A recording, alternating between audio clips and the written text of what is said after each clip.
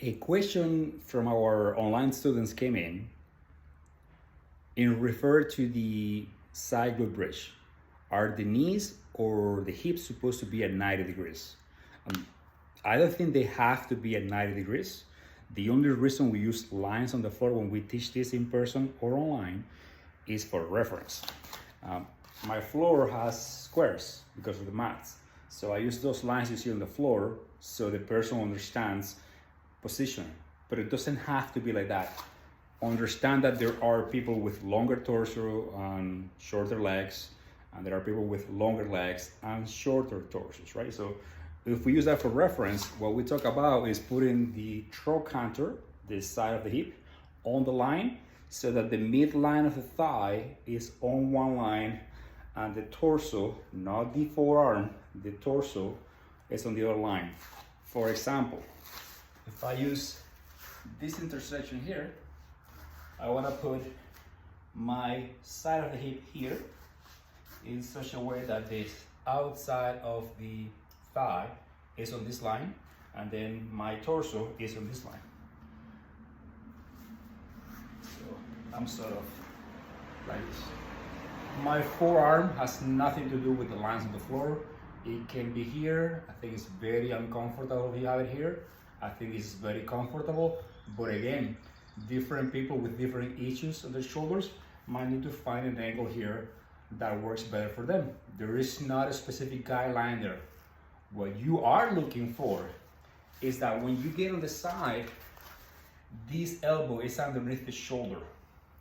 If you're too far here, what's gonna happen is you start getting your shoulder out of the socket of the scapula, and you can promote some injury and or compensations on your armpits, shoulder, and neck.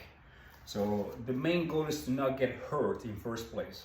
You need to customize the exercise to your needs. So if I use the line on the floor, this one here, and I put my elbow too close underneath me here, I might not have room to be able to extend my hips. And then my shoulder is too far inside. Play with this. Play with this. This is bad position for you. You're shrugging your shoulders. Use the armpit and push the forearm down and away so that the shoulder, so the humerus, comes inside the socket of the scapula and then it's protecting your shoulder. We call that packing the shoulder on strong first. So my shoulder blade goes across the spine towards my opposite glutes, this way, and then in doing so, the humor comes with it, and it gives you the impression of having a longer neck. So you might have to customize this a little bit to your own needs. What you're really looking for is finding an angle on your hips, that when you get to the side bridge, it allows you to have your ear, your shoulder, your rib cage, your hip, and your knee in straight alignment. This is the position you're looking for. You start on the glute bridge in a hinge at the hips. That is not 90 degrees. That's the same hip hinge you use for deadlift, swings, or things like that. It could be close to 90 degrees for some people, but it doesn't have to be 90 degrees. Remember, body anatomy. Everyone's slightly different. What you're looking for is finding an angle. Use the glute bridge for reference. So if you get a glute bridge on your back, neither my knees or my hips are 90 degrees right now. If you roll to the side with the elbow here about maybe 35, 45 degrees to the side, you roll to the side, you land pretty much on the same angle on the hips that you had on the regular bridge. From here, that's a good starting point to start working on the side glute bridge. Push with the hips and the armpits, and you just get a straight line. If I find my elbows too close underneath me, that's okay. I go back down, then adjust a little bit. I find that for me, it feels safer for my shoulder. I feel more confident, and I can feel my shoulder blades engaged. It is really close towards my rib cage, and then my humerus close to my shoulder blade because of that. So from here, I do the same thing.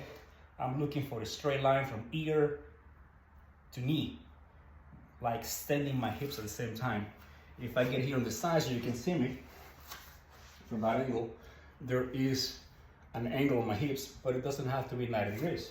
What I'm looking for is to get straight line, ear to knee.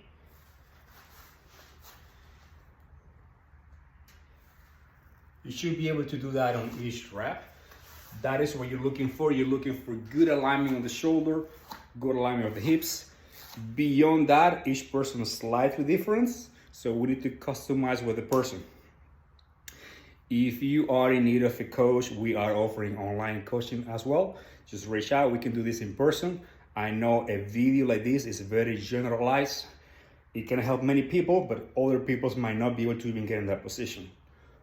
Other people might need easier regressions to understand the movement before you get there. It has to be specified for you.